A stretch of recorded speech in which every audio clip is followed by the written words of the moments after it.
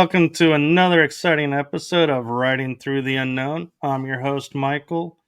And for those of you who have been watching recently, I have been having trouble with Rumble where it disconnects and I don't notice it. So I'll be paying a little bit more attention today. So if you see me looking off to a corner, that's because I'm checking to make sure still airing to the network. But with that being said, I am so blessed to have a returning guest who's bringing us a new guest tonight. So that's a new twist for the show. And I am going to allow them to introduce themselves because I simply cannot do justice to what they're bringing to you all. I am so excited, so blessed and honored to introduce to you the one, the only Bill Teising and Susan Long. Susan, why don't you take it away first? I'm SSP experiencer in my lab. I've been a psychic medium and remote viewer since I was a little kid. So when people say, when was your awakening? It's kind of like, when does it stop? Because there's something new every week. And then I use my abilities to find people, and I was a precog too when I worked police and detectives. And it helped me find things and solve cases and find people. And I didn't realize it was remote viewing. So like, where did this, because I remember one time I had this guy took off and he had diabetic feet and he wasn't supposed to be driving. And I was thinking, oh, where would I go if I didn't want anyone to see me? Because he said he was headed to the KFC and I knew there was 2 of them near his house. And I knew if I was trying to evade the police, which road I would take. And I could see him on it. But I didn't realize it was remote viewing. But yeah. Did get him his KFC. But I'm also... I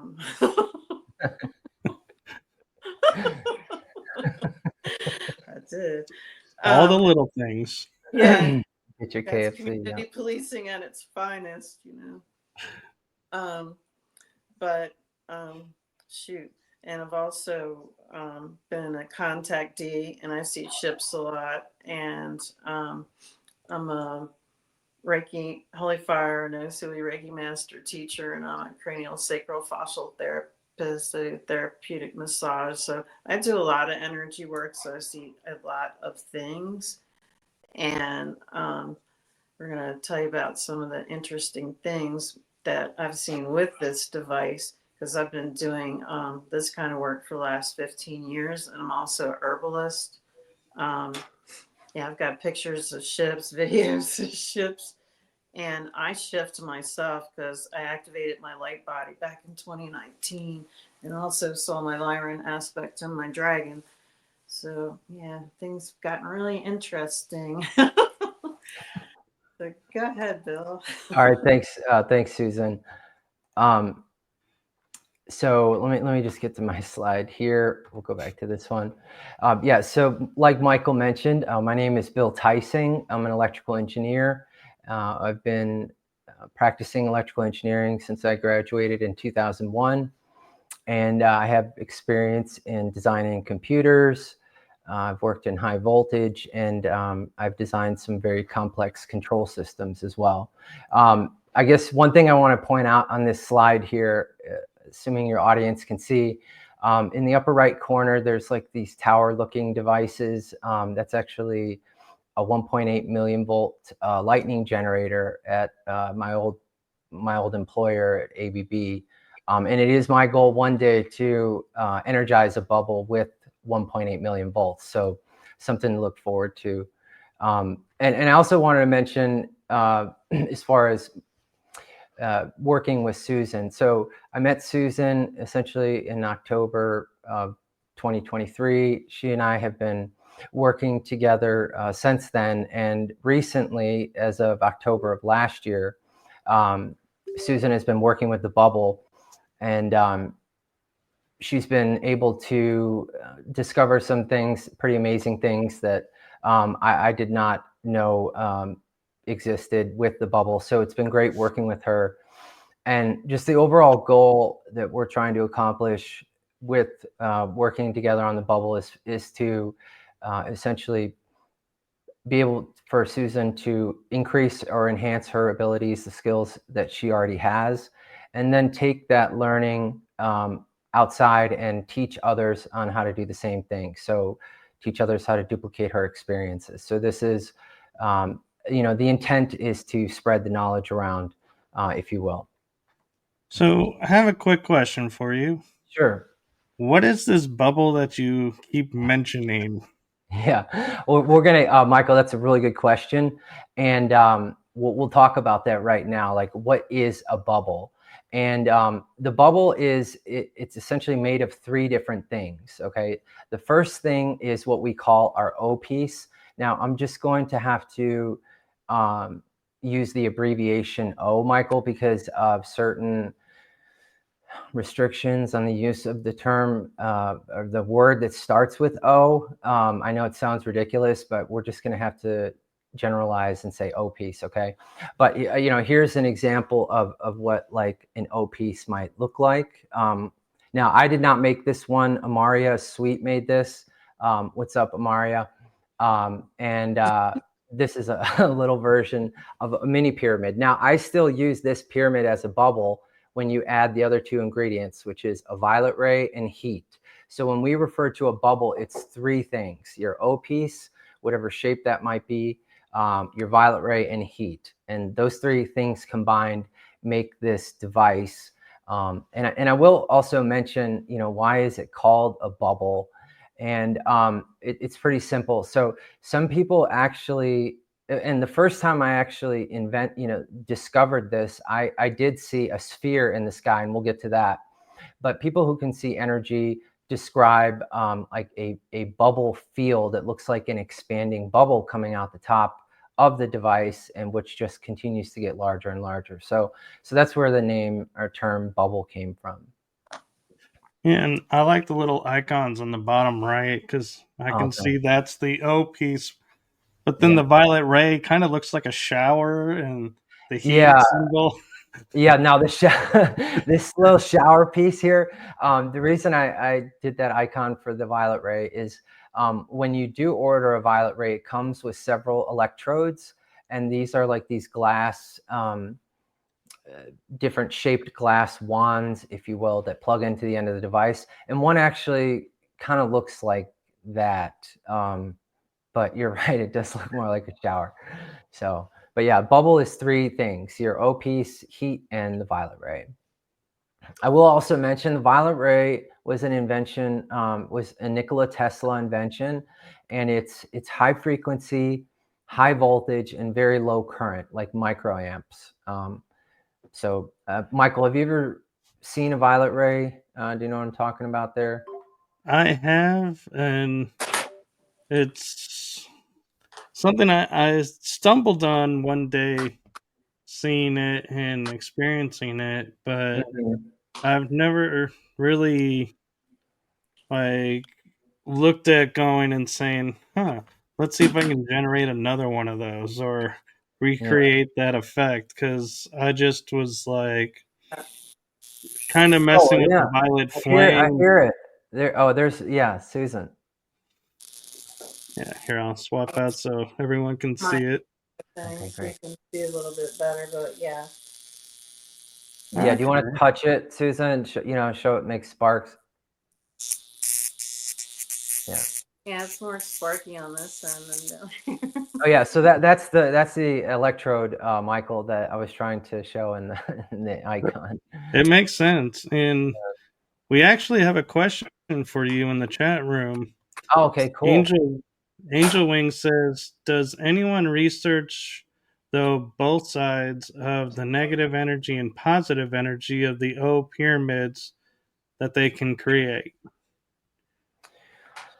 That's a really good question. What's up, Angel Wings? And I have not personally done any investigation into the negative energy, if you will, coming from an O piece.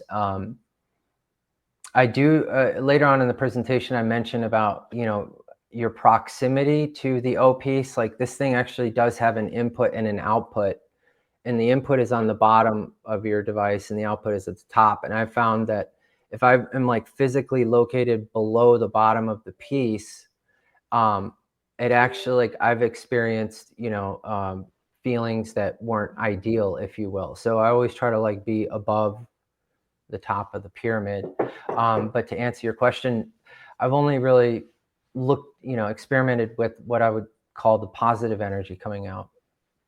And I'm not sure if it, can generate negative energy in a manner where you could. I don't know. I've always just thought of it as a benevolent device. And my understanding with the O devices is when you get it, you infuse it with your intention. So if your intention is positive, it's Mm-hmm. going to exude positive. So I'd say if you're getting negative from it, you might look at what energy and what thoughts you're putting into the device, because it only amplifies what you put in it, is my understanding. Yeah, I don't know. Susan, do you have any opinion on that? I think it's amplified some things because I noticed when like I have some chronic pain, and when it's running, my pains usually last as long as there's no precipitation outside. And also, I remember, shoot, that first day it arrived and I plugged it in. I was talking to Stone Hobbit, Christine Hansen. You know her, Mike. You've had her on your show. On her Rumble, she put a video of what happened that day because I'm on my iPad right now, but I took it downstairs and I showed him a picture of the bubble that I had going in the basement. And I remember telling her I zapped myself when I first put it, set everything up and turned it on. And when I said that, she got zapped out of her chair. And I thought, oh crap, did I actually like telepath that energy?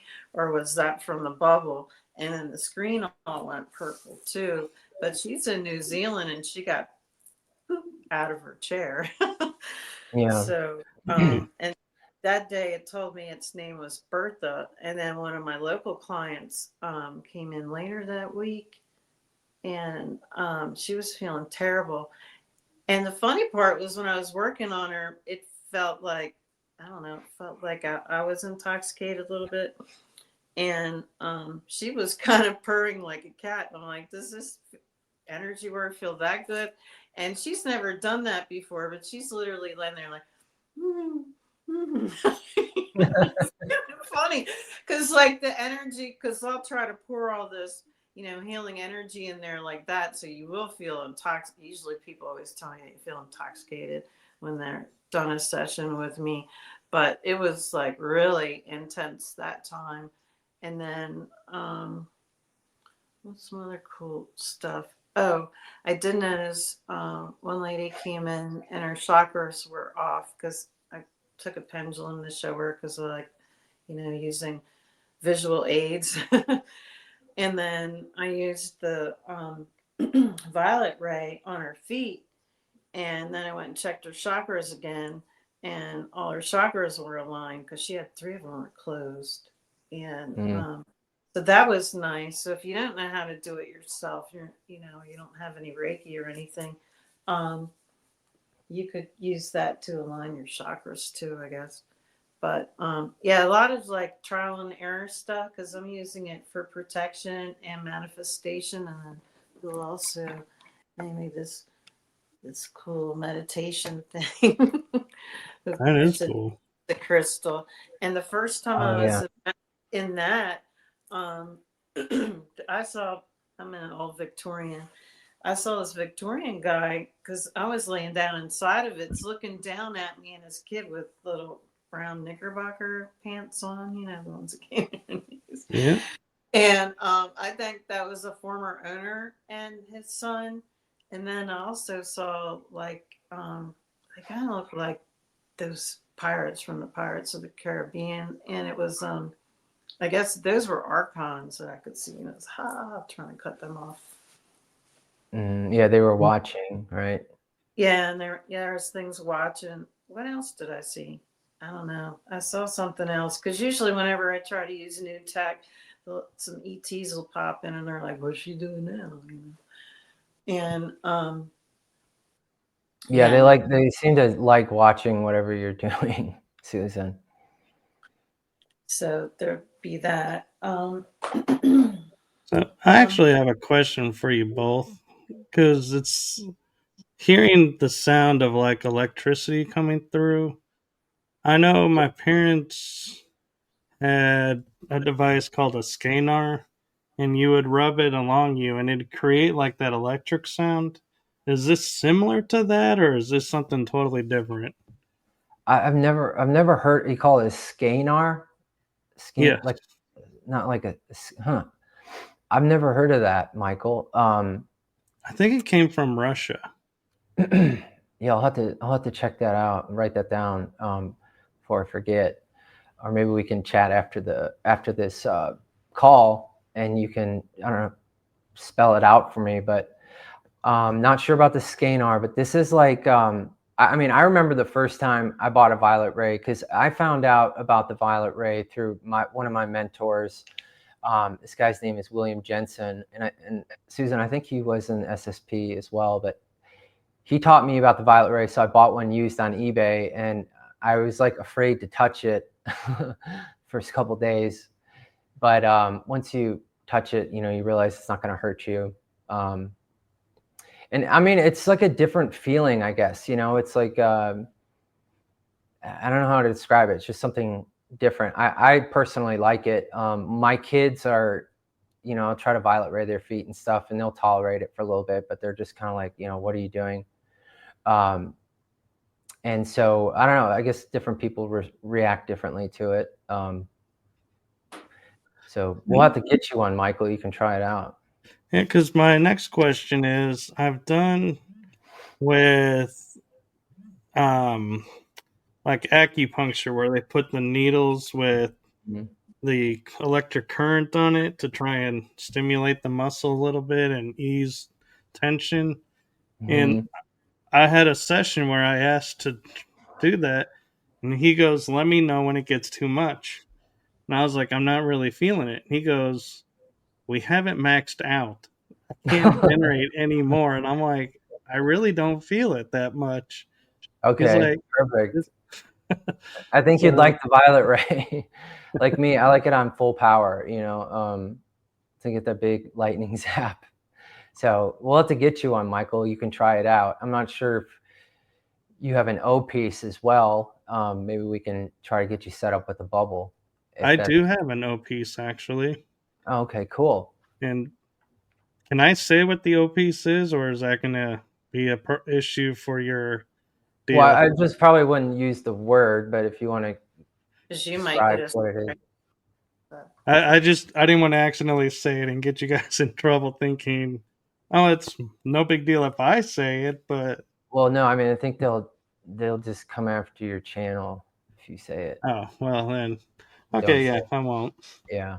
But it's Scanar is SCENAR. Okay. Let's see. Okay, cool. All right, so I'll continue with the slides here if that's okay.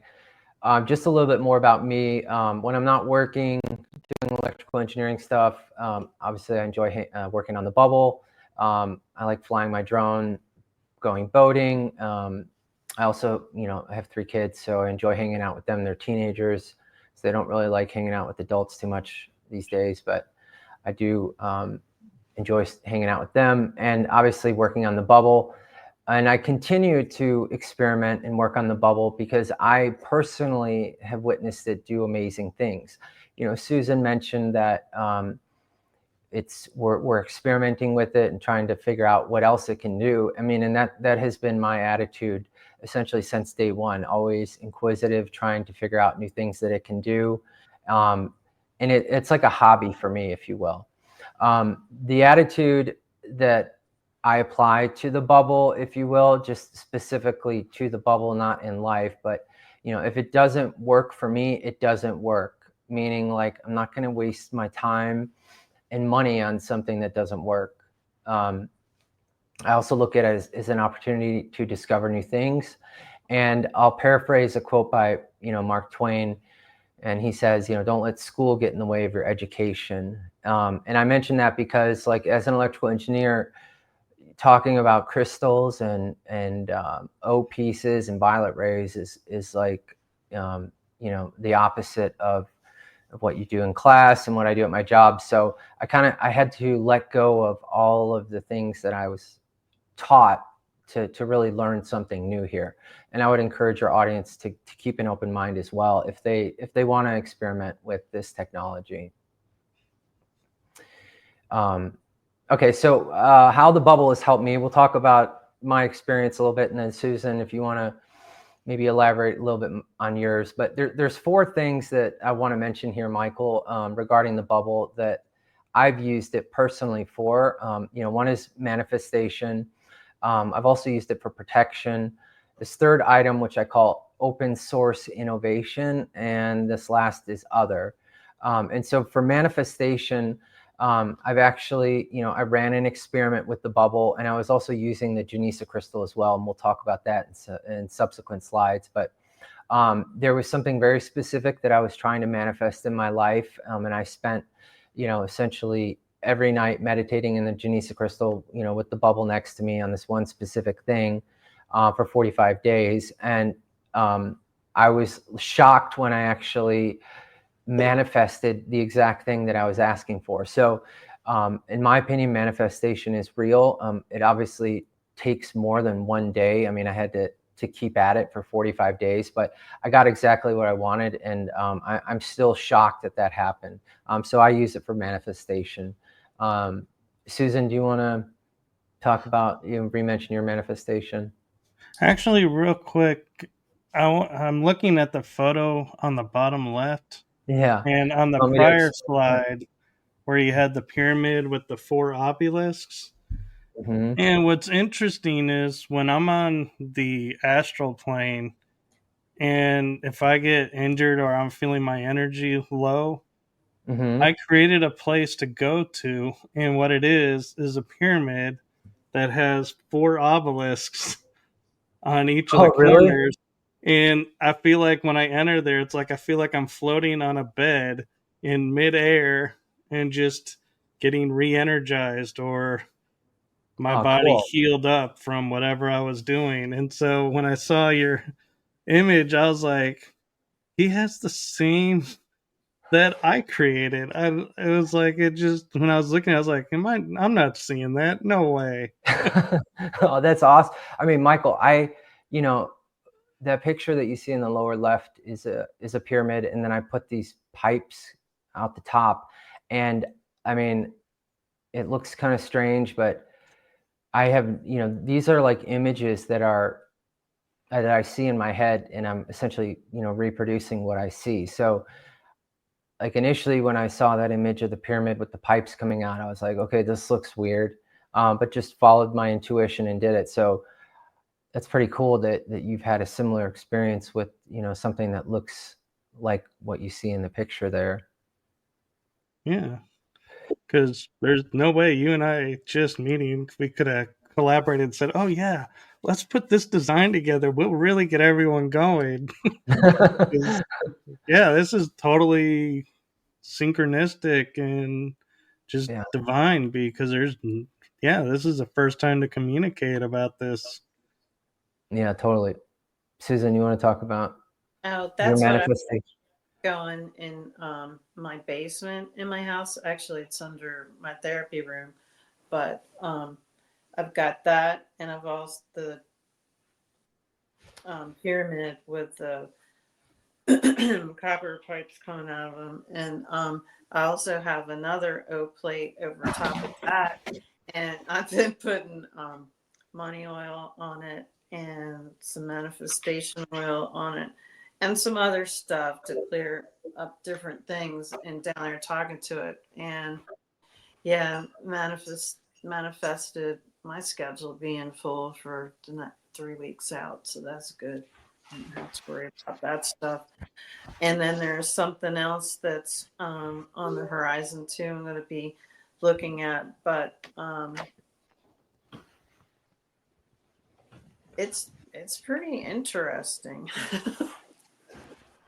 It is, and Mine looks red though down there with the heat lamp on it. Doesn't look green like the picture. well, I imagine you can change the bulb to give the color of whatever resonates towards what you're wanting to manifest. Sorry, I mean, I gotta fix my keyboard here. Sorry, Michael. That's okay. Iron Bear 78 is actually asking, is this similar to phototherapy? Phototherapy. I've never heard of that. I haven't either. That one's new for me too. Have you, Susan, Susan? When they say phototherapy, I'm thinking more of esthetician type stuff, and no, this is different than that. Phototherapy is good for acne and stuff, but I guess you could use a violet ray for that too. I mean, some people do use it on your face for different things. I've used mine on my neck because I've got a 4-level fusion in my neck, so it's easy to pull it, and that'll help it. You know what else I use? This, like, Bill sent me one of these things, and I wasn't paying attention because he said it's a hair regrowing device. I'm like, you know. And then I had tennis elbow for 3 weeks, and it was so painful that I could barely lift a coffee mug without feeling like somebody's putting razor blades in my elbow. And Bill's like, "Oh, go use that. You haven't opened it?" I was like, "No." And I'm like, I used it for 15 minutes on my elbow, and my elbow hurt when I went to sleep. And the next morning when I woke up, it didn't hurt. And I've been suffering for 3 weeks, and nothing helped. Not using it, nothing. Yeah. Iron Bear 78 clarified by saying it uses your light energy. So I don't know if that rings a bell for anyone. color therapy. Right. We'll have to write that down and check it out. But I've never experienced or tried it before, I guess you could say. Okay, so should I move on, Michael? Yes. Okay, great. I also mentioned protection as one of the things that I use the bubble for. And I did have in 2018, I went to the 5D Expo in LA and essentially put myself into a sketchy situation where I got spiritually attacked. And that's when I discovered the protection capabilities of the device, specifically regarding the input and the output side. And I found that when I was getting attacked, like I was on the input side, essentially was laying on the ground. And then once I realized, like, why isn't this thing protecting me? I essentially got into a different position where I was on the output side of the bubble, and it actually did protect me. So I use it for protection, and it's best to stay on the output side of the bubble. Now, I will say recently, since I've done some interviews, Michael, regarding the bubble, I've had gone through another attack essentially after one of these interviews. Luckily, Amaria, Susan's friend, helped me essentially repel the attack. But, I mentioned protection as something the bubble can help with, but I also mentioned that I was attacked again. So I feel like there's more work that needs to be done in this area regarding protection. Yeah, and Amaria is a really cool friend, like Susan is, and so yeah, she's a great one to help with that protection. Yeah, I mean, it was like I couldn't. I was having trouble talking. Like I felt like someone was choking me, and like my stomach was hurting really bad. Usually, like when my stomach hurts, like intuitively, I've trusted it as trying to tell me something. Yeah, and there were like 3 people remote viewing me who were messing with me, and she addressed it. So, yeah, Amari is great. And Susan, thanks for linking us up, introducing us. Do you want to mention anything about protection, Susan? Oh, I got layers over here. I got crystals. I got etheric stuff. I got interdimensional. You got all the protection. You're adding up over there. So open source innovation. Yeah, this is another thing that I use the bubble for. Essentially, I like coming up with new ideas. I have several patents in my name. And so I literally ask the bubble for help when I want help coming up with an idea. And I would say, the method that I used to come up with ideas before the bubble, it would take me, I was still able to come up with ideas, but it would take me longer, 4 or 5 weeks of persistent, thought on a problem. It seems to happen much faster now when I ask the bubble for help. It's like a stream of ideas that come into my head. So I use the bubble frequently to help me with problems that I have to solve in engineering. It's like random, life stuff, if you will. So it's definitely helped me out a lot. Susan, do you have any comments on open source innovation? Sorry, my keyboard is having a problem again here, so I can't change the slide. I gotta stand up. Susan, do you want to say anything while I'm stepping away from the camera? Not open source, no. Okay. Sorry. Well, while you fix that, I'm kind of curious, Susan, your thoughts of if people have like ailments from a surgery long time ago or scars on their body from stuff, would this be something they could use that would help remedy that and maybe alleviate it and be done with it? I think it would probably help with some joint pain. I have low back pain and it didn't fix that like it did my elbow, but then it's kind of awkward to use it on my back, so I haven't really done it. I'd have to do that for a couple of days and get back to you. But like scars, I don't know about that. I do cranial sacral fascial therapy, cranial sacral John Barnes unwinding and my fascial release, and that stuff works better for some myofascial release. Even cupping would probably work better on scar tissue, but that might heal you. I bet it would heal you faster. Increase your blood flow after surgery. And the other thing I was thinking about is like when you get like a cough that you can't get rid of, and it's like, I'm not in a cold, I'm not in a flu, it's just there. And so I'm wondering if doing the violet ray would be like the body would say, okay, we're done with this. Let's go, move on. We're healed and good to go. Michael. Oh, sorry. Go ahead, Susan. I said I'd try it, but then if you look at the top of my Susan Long page, I have the original Violet Ray instruction book, so you can go through that and see, what you could do for a cough. I haven't read the whole thing either. I just think, oh, I got a migraine. Oh, I'll try that. My neck hurts. Oh, I'll do this. Yeah, sore throats. I typically put some peppermint essential oil on the electrode and like put it on the sides, and I've always had positive results doing that. I would think that some people respond, are more sensitive to the violet ray than others, but I'm sure you know who Edgar Casey is, right? Right, Michael? the sleeping prophet. Yeah, I think he recommended the violet ray over 700 times for treatment. So, it definitely works for me. It's a pretty amazing device. It's also interesting that they're not allowed to manufacture it in the U.S. It has, it's like legally you can't make it in the U.S. Anymore.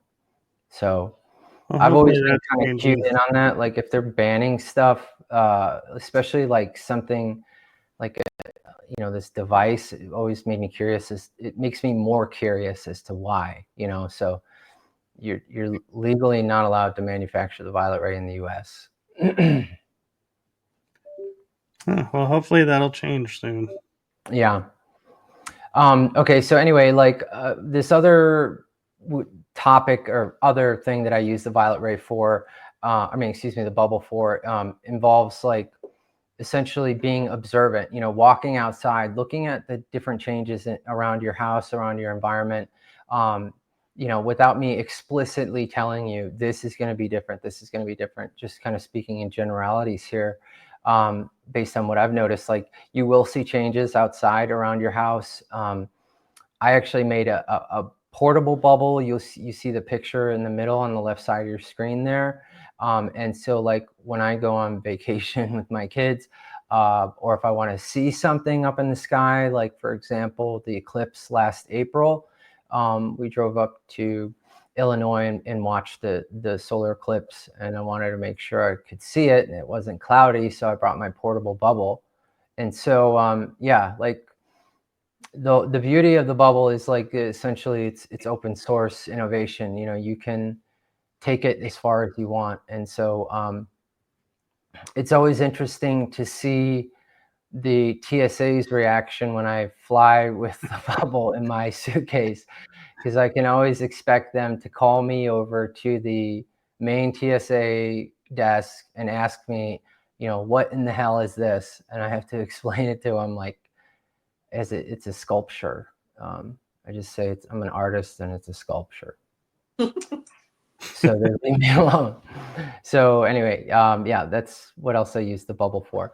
Well, hopefully they're not listening now, because then they're going to say, wait a minute, you just say that. I'll still say it because, but good point. Anyway. I doubt they're watching.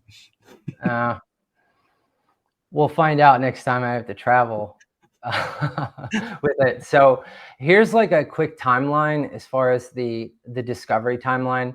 And so I had made these pyramids first, and you see the pyramids with the pipes sticking out of them, Michael. And if you call the pyramid without the heat and violet ray your O piece, and I also want to mention, like, some people, there are a lot of amazing O artists out there, people who make beautiful O pieces, whether they're pyramids, different shapes, and I am in no way disparaging any of the work that they do. I mean, because essentially the bubble started with the O piece, and some people are more sensitive to like the fields that just a straight up O piece gives off, more sensitive than others. And so, the community of people out there making O pieces, like, I support, and I think you all are amazing. And I apologize if I've disparaged y'all's work in the past by saying, oh, well, I couldn't feel anything with the O piece, so then I had to add heat and a violet ray, because then I could definitely feel it. So I just wanted to clarify that. Like, and I only mention that, Michael, because like, unfortunately in this community, the bubble tech community, some people are like, why are you even messing with O pieces? Make a bubble, don't waste your time with the O piece. Take your thing and add heat and violet ray, and it's upset some people. I've never personally said that, nor would I ever say that, but there's some people in the bubble tech group, mainly, the person in charge of the bubble tech group who, we'll talk about that in a bit. But yeah, so all the artists out there, whether you're making a bubble or not, like, I think what you're doing is great, especially with the O piece. And Sabina, just wanted to say that to you personally and say hello. So anyway, I had taken my 3 pyramids that I made, and Michael, I was about to like throw them away, because like I said, I didn't really feel anything from it. And before I decided before I was going to do anything with them, I was like, all right, I'm going to give this one last chance. And I kept seeing images in my head of like a heat source under the pyramid. And so I was like, all right, fine. You know what? I'm going to go outside and I'm going to, one of those like electronic charcoal starters that, just gets the charcoal started so you don't need to use lighter fluid. I put Right. one of those under the pyramid. And on that night, it was the day after Christmas. It was extremely foggy. I lived kind of up on a hill in Nashville. And it was extremely foggy that night. And what I saw when I walked outside 30 minutes after the heat had been on is represented in this image on the left here. Essentially, like I said, this is a picture of my backyard. It was extremely foggy, but I saw this perfect sphere in the sky.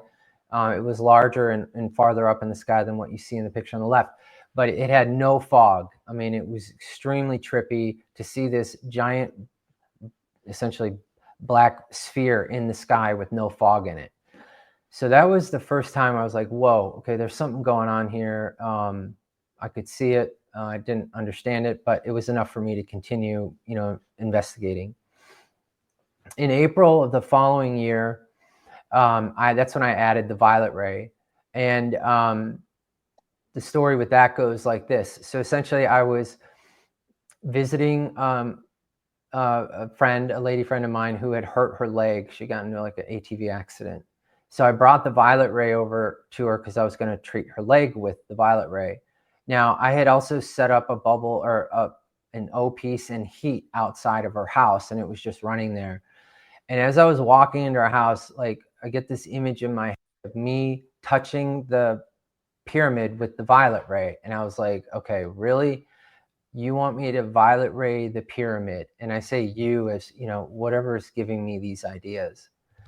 And it was like, all right, fine, I'll go do it. So I got the violet ray out, I zapped the pyramid, and what I saw was pretty crazy. It's the first time that has happened to me, and actually really the only time that this has ever happened to me. But what it looked like when I was violet raying the pyramid was it looked like I was surrounded in this, like a veil, if you will. It was like this matrix of like these really small, I could see this grid, and the grid was like almost completely transparent, but if I could move my head a little bit, I could see like this grid, and it wasn't like perfectly straight. I mean, it kind of looked like a grid on like a curtain.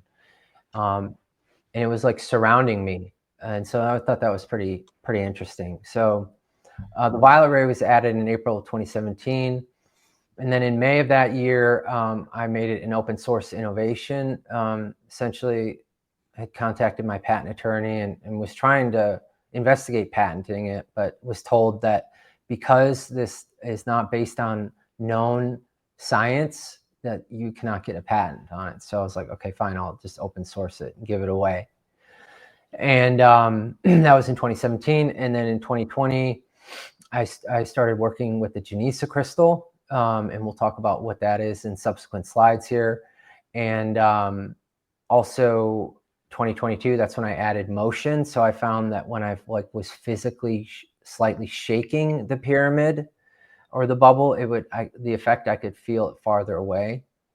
And say feel it farther away, like I could actually feel it on my face, like the high voltage.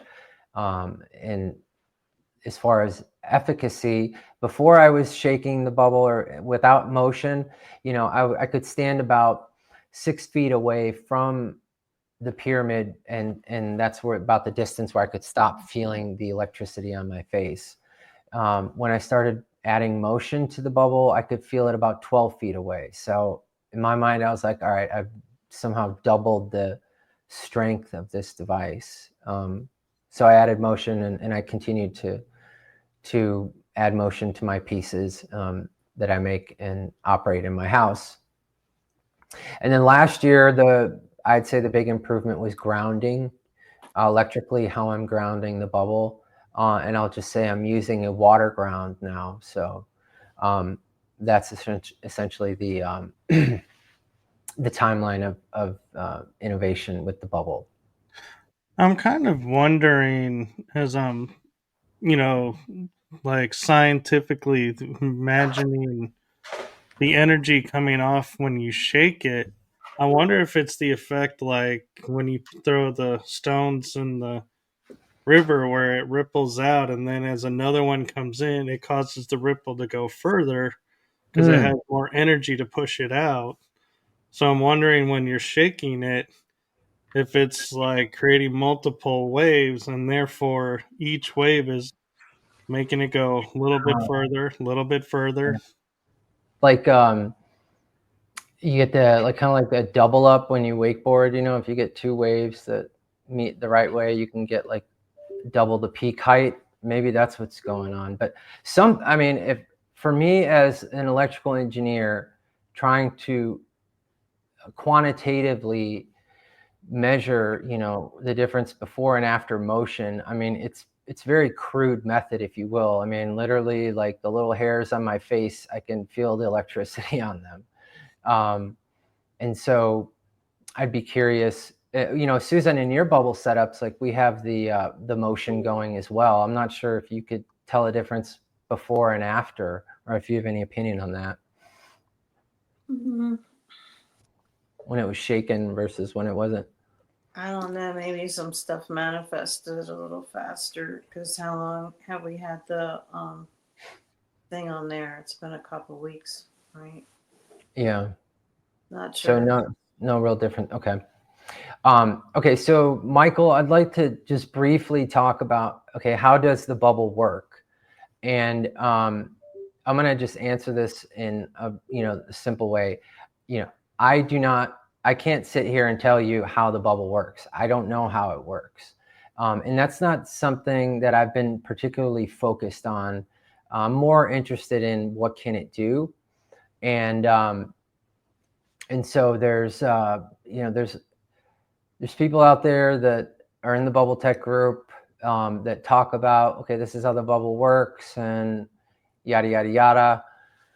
I mean, that's great. I can't tell you if they're right or wrong because I don't know how it works. And like I said, it's not something that I'm too focused on because the stuff that I have seen it do is amazing. And, you know, there's stuff that I've seen it do that we're not going to talk about in this presentation because I can't talk about it.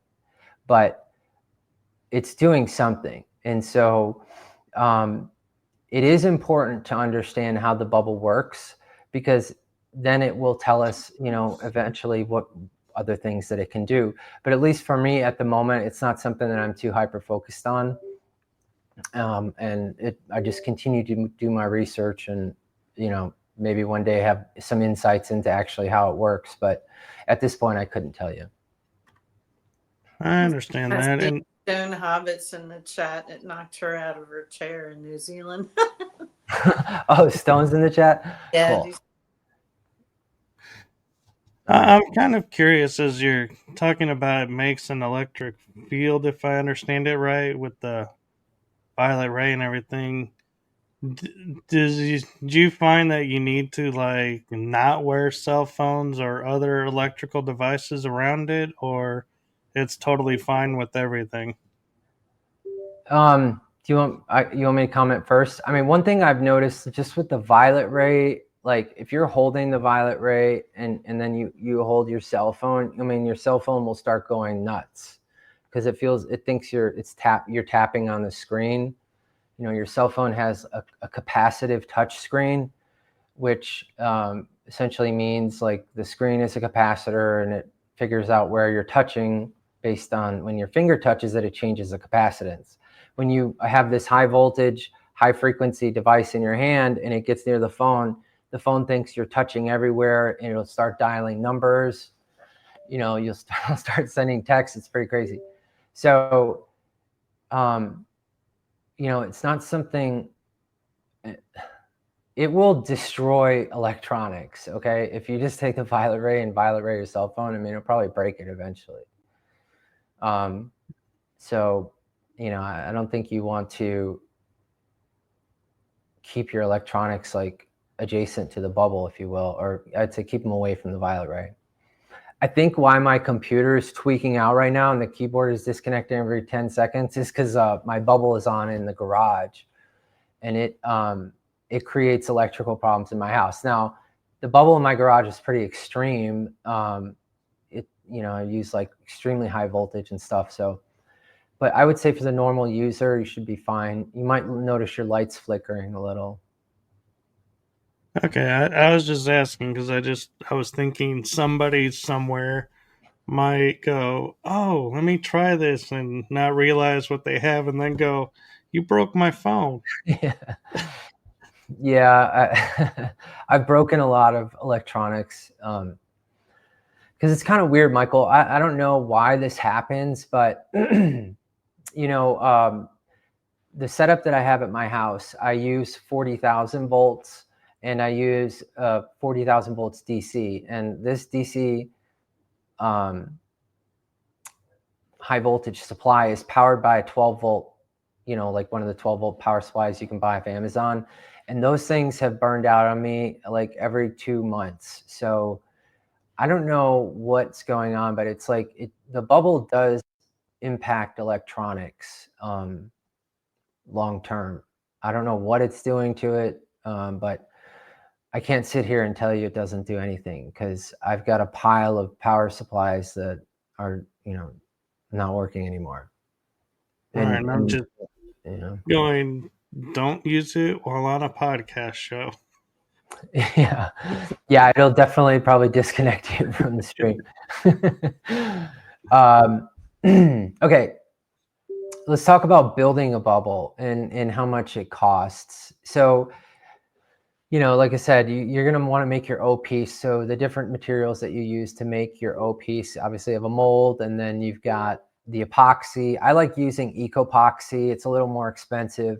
I don't suggest using like the Bondo fiberglass resin because that stuff smells horrible.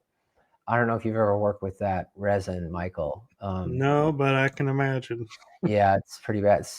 So, and then you've got your O kit, if you will. And typically I buy those off of Etsy or eBay. And what's in your O kit? Do you see this picture here with all these bags of like, these are metal shavings, copper shavings, brass shavings, etc. Right. That will come in a kit. And I actually have a kit here I could probably show, but yeah, you get these little bags of different materials. Then you get like some copper coils, like this, spiral coils, and some crystals. I like adding diatomaceous earth, which you see here.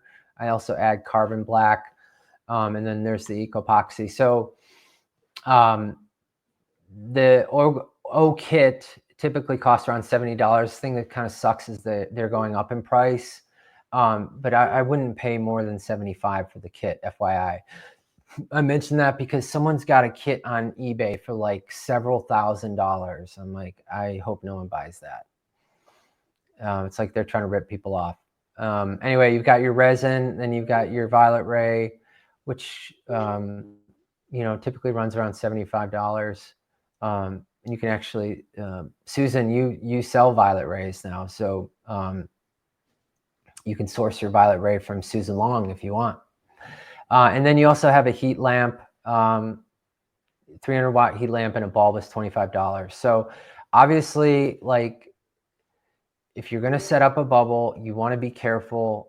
You don't want to leave your heat lamp like on the ground, catch your carpet on fire, whatever. Like, be reasonable, be sensible with it. But I mean, the amount of heat that's coming off the heat lamp, I mean, is pretty tame. And so, but like safety wise, yeah, like, I leave my bubble running 24/7, 365, and I have it set up so that like I'm not going to catch anything on fire, etc. So the people in your audience, if they choose to make a bubble and operate it, they want to do it safely and with reason. Like if you have a heat lamp, obviously keep it off the ground, etc., etc. Question about that is, like fireplaces, could you put it in the fireplace and run it through there and still go out, or will the brick interfere with the wave? That's a good idea.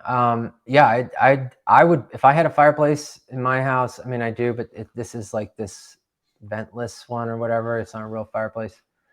But yeah, if you had a brick fireplace, absolutely, that'd be a great place to put it.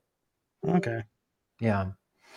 I would say as far as field attenuation, the only thing and I can't even say if this would impact it or not, but if you were to put like the bubble in a lead box or a metal box, maybe that would impact it. But, I can't see the field coming off. Like, I can't see the bubble, Michael. Some people can. So I look up, like, as far as effectiveness and like, is this thing working? I mean, I literally look up in the sky and use what's going on above me as an indicator of if it's working or not. Okay. Yeah. Susan, do you want to comment on, like, I don't know, how if the bubble is working? If there's certain visual cues that you see, or is there anything unique that you want to share with the audience? Shoot, I usually just go down and make sure the diodes work on it.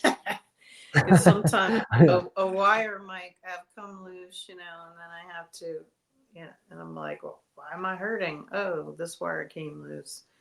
That's why it's not firing up the pyramid. And so you just use the electrode, right? Make sure the electrode glows as you're like go, no go, essentially, right? If you can light it up purple, okay.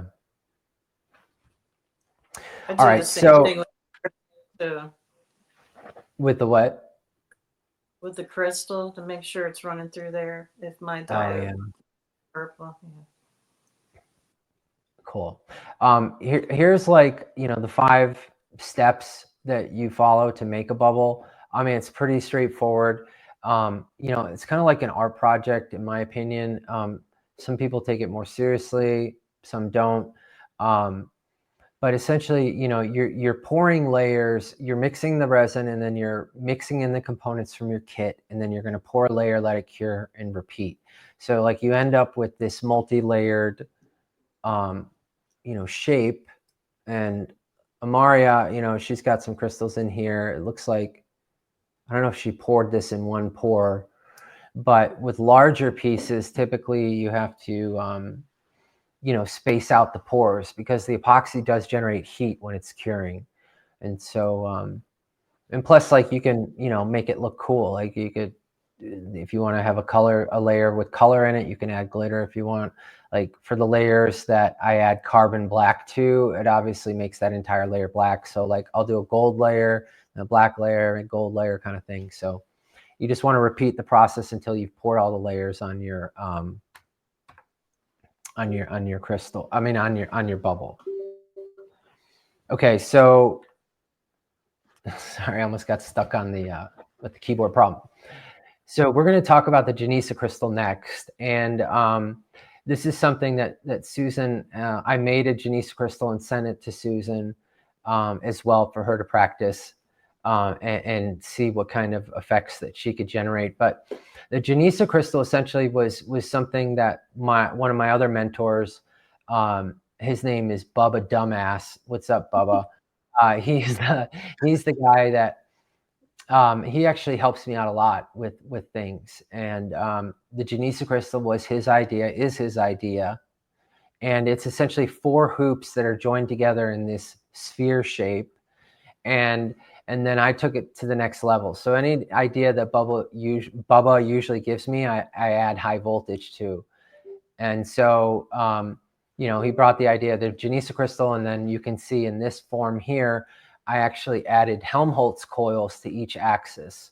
And so there's 500 feet of wire on each axis, and each coil, you've got 13 turns in one direction and then 13 turns of wire in the other direction. So it's like a 4-dimensional Helmholtz coil, and then I sit in the middle of it. And it's pretty amazing. And that's the Genesa crystal I exclusively use here.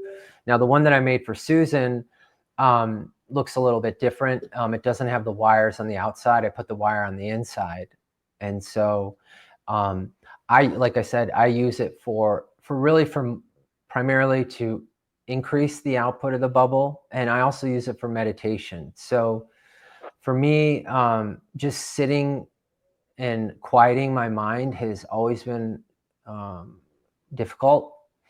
And like, literally, there's just always something in my head, like monkey mind, if you will. When I sit in the Helmholtz coil, in the Genesa crystal, I hear nothing in my head. It's amazing. And it's a relief for me because, as far as meditation is concerned, it's hard to meditate when, like, you got something else, some other thoughts running through your head. So it completely quiets my mind. That's why I love it. So like I said, I made one for Susan, and it seems like she's been having positive results with it too. So Michael, what I was going to do is, I don't know if I should maybe I can send you instructions on how to make one so your audience can reproduce the Genesa crystal if they want to try it. But it's very simple. And I've gotten it down to using like those fiberglass tent stakes, so it's much easier to make than what you see in the picture here.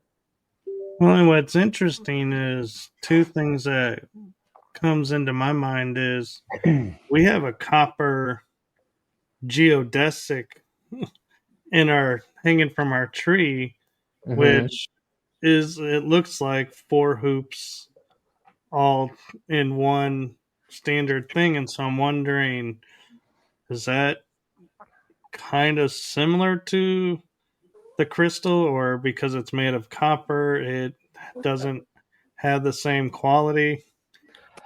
I mean, if you're saying that it has the same shape as far as how the hoops intersect, yeah, I mean, in its simplest form, a Genesa crystal can just be 4 copper hoops, solid wire hoops. And then the other question I was having is, because I found it interesting when you said I go 13 to the right and then 13 to the left. What's the significance of the 13? It was just how many turns I could get out of 500 feet of wire before it ran out. So it was strictly a function of the length of wire that I had. Okay. Yeah, because each spool came in, it was a 500-foot spool. So, I had yellow, green, blue, and red. Okay. Yeah, the 13 just happened to work out like that. But, if you know anything about the Montauk chair, if you've heard about that, it essentially had 3 Helmholtz coils on it. So I'm not that I got the idea to do this from the Montauk chair, but when I found that out, I was kind of surprised to hear that. But I've had some amazing experiences meditating in the Genesa crystal, so much so that, I advocate for your audience to try to make one. And also that I made one for Susan and sent it to her. So I think she's had positive experiences with it as well. I don't know, Susan, you kind of mentioned it earlier, but is there anything else you want to? Oh wait, your violet ray is broken on your Genesa crystal. I have to fix that. Right. Yeah, it wasn't working the other day, and then I was having an issue with it. I don't know if it was because it was touching the floor. Like I tried to take my iPad in there with me to play some music through some earbuds, and it was shocking me a little bit. So I don't know what's going on with the grounding, because the outlets were zapping me. Yeah. So Michael, on Susan's Genesa crystal, like hers is plugged into her violet ray, and so she has to sit inside of it while it's being energized, if you will. So if she touches it while she's getting in, she'll get zinged by the violet ray. But also, if the crystal is just grounded to the floor, it's just kind of like grounding your violet ray to the floor. It doesn't really do anything. It's kind of like putting a pillow over your speaker. It's too attenuated. So I have to help Susan fix her. I have to fix her Genesa crystal because obviously it's not being violet rayed while she goes in it. Now, you don't have to violet ray the Genesa crystal while you sit in it. Again, that's just something that I did because I love high voltage and try to energize anything that I'm working on. But you can have positive experiences in the Genesa crystal just with it being a passive device, meaning no violet ray, or just sitting in 4 hoops. I know it sounds bizarre and like, how can that do anything? But even with just 4 hoops, it really quieted my mind. So And the first ones that I made were out of like hula hoops from the dollar store. Now, those weren't big enough to sit in, but you know, you could start with $4 essentially. Right. And we've been talking about like the current going through with the violet ray and everything, and it got me thinking like I'm unusual. Like on my bed, I have an earthing sheet, which has silver threads that are carrying an electric current to help heal the body.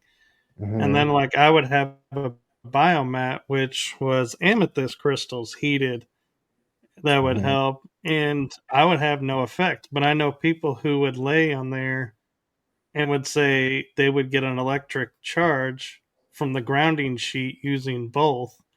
So I started wondering if I was to sit on my bed with that grounding material holding, being inside this, would it generate that kind of electric shock, or would it just not even really create an effect? I think we're going to have to try it out. To I'm be all sure. for Like, experiments. yeah, try it out. I mean, speculating, I mean, with this stuff, Michael, for me is like any guess, you know. So typically I like to just try it out and see what happens. And so what you're suggesting is like taking, you know, what you sleep on, your earthing mat and your amethyst heated mat, and sitting in the Genesa crystal with it, right? Is that what you're saying? Yeah, I think that would be cool. That's a really neat experiment. So yeah, let me see. Okay, so I can talk about some of the experimental R&D stuff that I've done.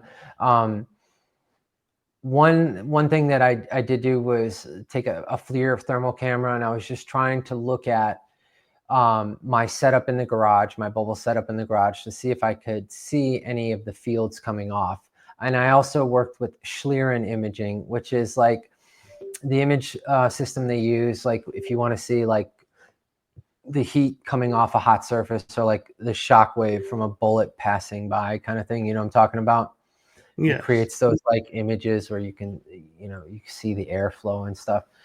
And both of those I've not been successful in actually being able to see the fields or field coming off the bubble piece. But I just wanted to mention it as far as R&D stuff that I continue to do. And yeah, let me see. I don't know if it's going to play in a movie here. Yeah. Okay.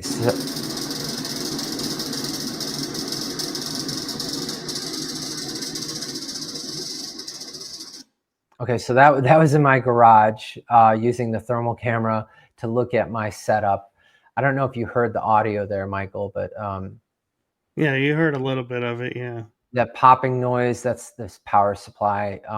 So it's essentially 40,000 volts, minus 40,000 volts, and I'm energizing this rotary spark gap that I hand built myself, and it's essentially pulsing voltage to the bubble. And that's that sparking noise that you hear. okay, yeah, and I found it interesting looking at the FLIR image of it, how the wires looked almost like science fiction-y going around it, going, what? Oh yeah, It's with like that. I was looking at that going, what is, oh wait, no, wait, that's the wires. Okay, we're good. Yeah, I'm sure like, you know, I have this thing set up in my garage. So if I get close enough to my garage, I can hear it, you know, through the garage door, but I'm sure my neighbors are wondering what the hell is going on at my house. Yes. There's always some kind of high voltage thing happening. A couple of things that I did experiment with as far as different power supplies, like I tested a Wimshurst generator, which is like this old school static electricity device that you see a picture of here. I don't think we're going to play the video, but I motorized it so I didn't have to hand crank it anymore. And that was really interesting because the type of energy coming off a Wimshurst generator is not the same as what's coming off of like my 40,000 volt DC power supply. And I say that because like it's like straight up static electricity coming off the Wimshurst, the kind of electricity that, you know, you generate when you rub your feet on the carpet and touch the doorknob or rub a balloon in your hair kind of thing. And it's unique because I got electrocuted by the Wimshurst generator when I was taking a voltage measurement with a voltage probe that was rated at 250,000 volts. So there's no reason why I should have gotten electrocuted, but I still did. And it's because the static electricity is completely different than what we call electricity coming out of our receptacle. So yeah, I've done a lot of work with the different power supplies, and what I found, these are the three most effective, including the violet ray. And here's what the violet ray looks like with the electrode removed. So, you know, you still can get a lot of bang for your buck with just using a violet ray. You don't need to do all this high voltage DC stuff that I've been doing. And here's the Wimshurst generator.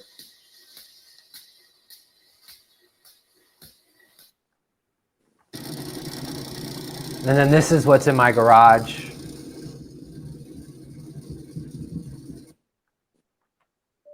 So that's the power supply.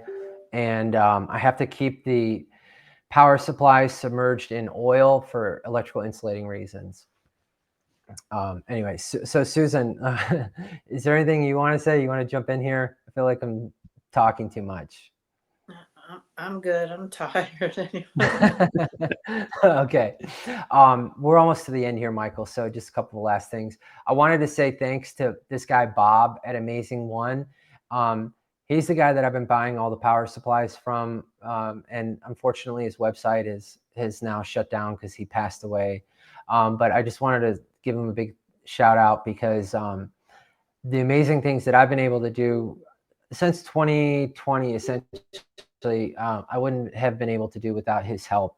And I remember one day I called him up and I wanted to talk to him about some changes that I've made to his power supply. So I introduced myself, tell him I'm an electrical engineer, and then tell him that I took one of his products that was only supposed to run for 15 minutes at a time, and I made some changes so I could run it continuously. And he's like, okay, why would you want to do that in the first place, Bill? And I was like, well, you know, I invented this thing. It's called a bubble, and it's a manifestation device, and I energize it with your high voltage power supply. And he says to me, well, that sounds like a bunch of bullshit. And he's right. You know, it does sound pretty wacky at first glance. That didn't deter me from continuing to work on it. But I just want to say thanks to Bob for hooking up all the high voltage stuff. Okay.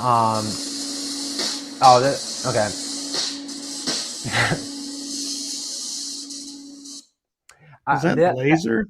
Yeah, so I bought a tattoo removing laser from eBay, and it's like actually extremely powerful. I mean, it can generate 1 megawatt burst of energy, and StyroPro actually did a power measurement on that. It's not me, you know, speculating. So I bought one of these tattoo removing lasers and then set it up, pointed it at the bubble or the pyramid, and was rotating the pyramid on one of those things that you know make clay sculptures out of it. Yes, yeah, that turntable kind of for your clay stuff. And I just shot the laser at it for, I don't know, a month, and it made this really cool pattern on the pyramid. It actually etched out lines, but it didn't do anything as far as efficiency or efficacy of the bubble, if you will. But it did destroy the laser. It's in now the language is in Chinese. I can't navigate the menu to even get it back to English. So anyway, I also want to mention like R&D. So I discovered accidentally this effect where you know, essentially put a bubble under your bed, and I had a physiological response to it in a positive way, obviously. And so here's a picture of my house, and you know that little door that's in red, you know, it's a crawl space. So I have my bubble set up. If you open that door, you can see that there's a pine cone, that piece that I made, and the heat lamp and stuff. And yeah, like it was an accidental discovery. But I exclusively sleep with the bubble under my bed, and I would encourage the audience to give it a shot if they're curious to know what happens. Yeah. So, what if you don't have a crawl space? Does it work if you just put it Yeah, under the bed still, or? yeah, it does. And I have done that. But here's the thing you want to make sure, and I actually did it wrong once, where I had this pine cone actually setting on its side under my bed because I couldn't put it vertical because my bed wasn't tall enough. And that actually was giving me a headache. Like, I'd go in bed at night and be like, why am I getting a headache? And, I felt like it's because my pine cone piece, I wasn't like on the output side. So I swapped out the pine cone with the pyramid, and one slightly larger than this. And yeah, I mean, you obviously you're gonna have heat on it. So I also have like a little fan blowing on the lamp so that it doesn't get too warm. But you don't necessarily need a crawl space for it to work.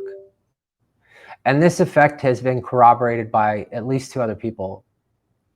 So it's not just like me saying, "Oh, I'll give it a shot." It's people have experienced the similar sensation that I have. And the last thing I wanted to say is like, I use cubit lengths. Cubit lengths are, what essentially a form of measurement that I guess they used to make the pyramids. But I found that if I use a cubit length, whether I'm doing engineering work or just like making tensor rings at home, like the result is significantly different between the two. Like, I had a tensor ring I was making, which is just like, 2 pieces of copper you twist together and then you like join the ends, make a bracelet. And I could not get the ends to come together to braze. And I was like, what the hell is going on? But then I was like, all right, I'll use the cubit length and make sure the final bracelet length is a cubit length before I braze it. And it was like the ends came together. I didn't even have to hold it. So there's something about cubit lengths that make them unique. And so I try to incorporate them in my electrical engineering work and stuff I'm doing at home. And I also anneal copper, which if you use copper in your bubble piece or even for tensor rings, like I highly suggest you anneal it, which means you take a MAP gas torch or propane torch, you get it red hot, and then you quench it in water. And I usually do it 2 times. And you'll end up with this like dark red magenta finish on the surface of the copper. And that's what you want to see. And what that is it's actually generating like a semiconducting layer, which only allows current to pass in one direction. It's like a diode. So anneal your copper. And I